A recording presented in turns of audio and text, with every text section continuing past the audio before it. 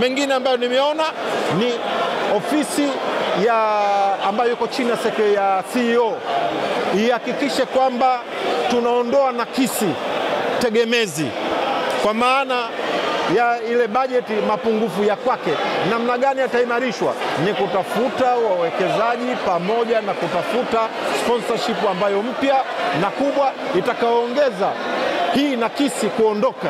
Hili ndio jambo kubwa sana ambalo naliona, na sasa hivi kwa uimara huu na haya ambayo yamepitishwa, wawekezaji pamoja na wadhamini wengi tutawapata. Sawa, na tumeona moja ya hoja iliyoibuliwa na mshauri kwamba jengo la Simba pale Kariakoo pale liboreshwe liweze kuingiza kipato kikubwa zaidi kwa klabu ya Simba, liwe la ghorofa kubwa za kutosha pale, lakini pia uwanja uweze kuidhinishwa kuwa uwanja wa mpira wa miguu.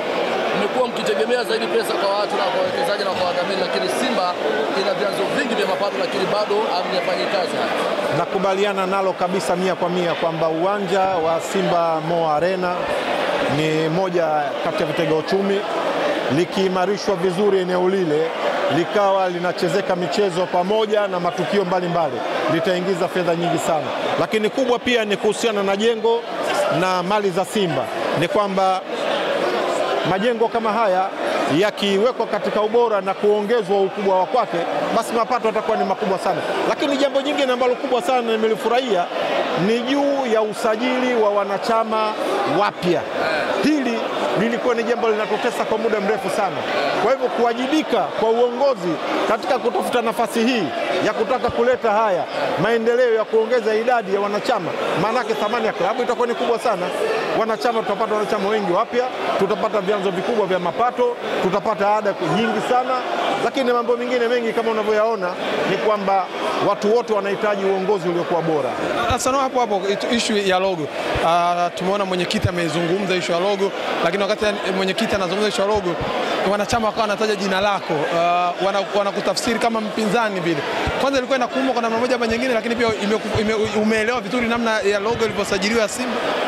Kwa hakika watu wengi walikuwa wakitafsiri vitu tofauti ambavyo nimekuwa nikivizungumza. Mwenyekiti alizungumzia general kwamba logo ya Simba haiwezi kupotea. Tunakubaliana na jambo hilo. Lakini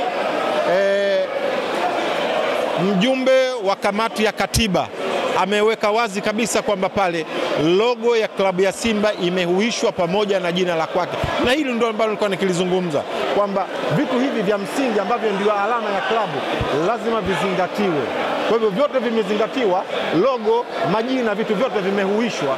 Haya hayakuwa maneno ya kwangu, yalikuwa ni maneno ya watafiti ambao wako ndani ya vyombo vya serikali, wameliona ili wametuamsha. Na kwa ujumla umezungumza vizuri, lakini la mwisho kabisa tuondoke. Imeonekana ndani ya uongozi kama kuna A na B, wa huku wa kule.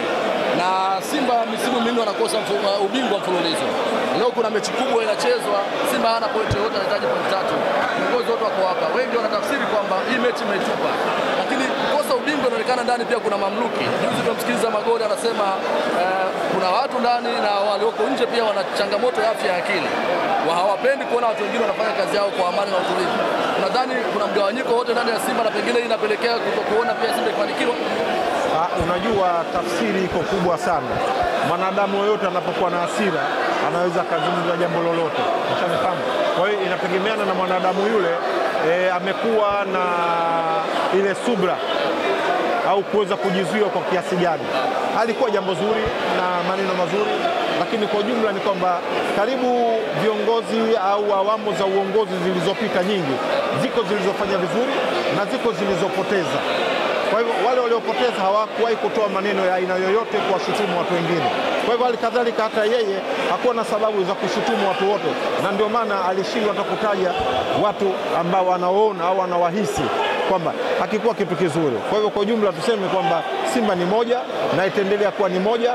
Kila mmoja ana changamoto ya kuona mafanikio ya klabu ya Simba yanapatikana. Simba kuwepo leo nje na mkutano hapo unaendelea.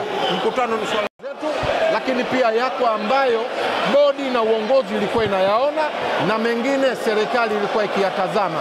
Sasa kwa ujumla yote yale yamezingatiwa na ameingizwa katika sehemu moja na kutupa matokeo chanya ambayo hivi leo tunayaona. Mkutano umemalizika kwa salama, hoja zimekwenda kwa salama, na yote yaliyopendekezwa kutoka kwa wanachama, kutoka kwenye uongozi, kutoka kwenye bodi, kutoka serikalini pamoja na mwekezaji mwenyewe, wote wameimarishwa na sasa wanakuwa kitu kimoja, kwenda kuanzisha mfumo uliokuwa umekamilika, pamoja na kwenda kufanya tathmini ambayo tulizungumza.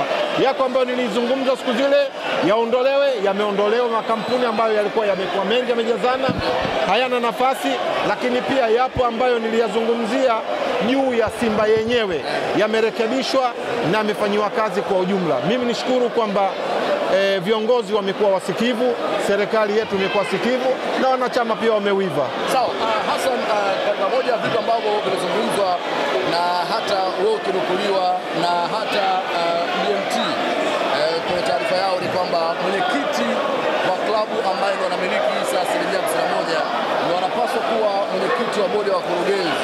Haiwezekani mwenyekiti wa bodi awepo kwenye hisa zile 49, yeye ana hisa chache. Hii ikoje? Na pengine watu walikuwa wanataka kufafanuzi kwamba mwenyekiti wa klabu ndo awe mwenyekiti top. Kwa hakika hili ndio jambo kubwa la msingi, kwa sababu katika uwekezaji anaweza kuwepo mtu mmoja au wawili au watatu. Je, hawa wote wawe ndio wenye viti? Itakuwa sio rahisi. Kwa hivyo lazima mtu ambaye ana maslahi makubwa ameshikilia dhamana. Watu wengi wanatafsiri mwenyekiti ni jina.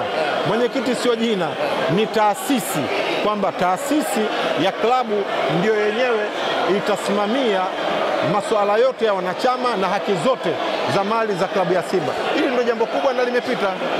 Na kuhusiana na wawekezaji watatu wawepo ili Simba iweze kuwa imara, nadhani hili litaenda kufanikiwa kwa sababu ni muda mrefu kidogo ili swala limestaki, na aliyokuwa anaweka pesa ni Mohamed Dewji. Na wewe ulikuwa ukizungumza, watu wanakunukuu kwamba uko against na Mohamed Dewji.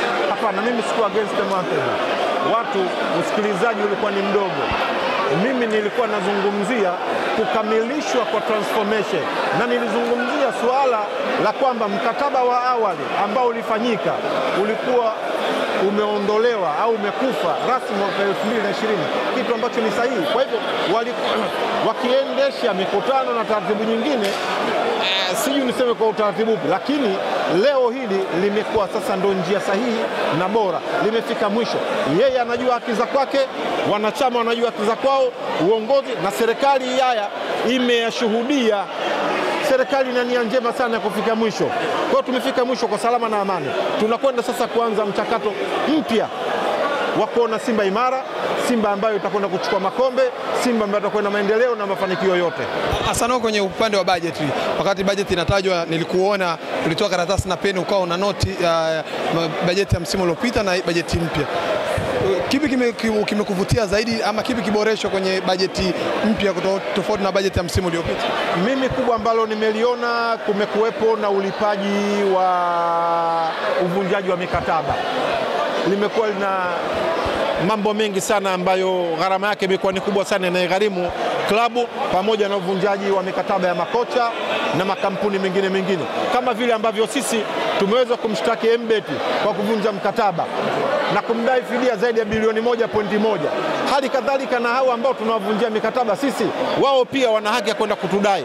Kwa hivyo ni uombe uongozi katika hilo, tuepushe hasara hii kwa kuleta wachezaji na benchi ambalo liko bora na lenye sifa zote ambazo linakidhi vigezo vinavyotakiwa kisheria na kitaratibu. Kwa hivyo ili kuepukana na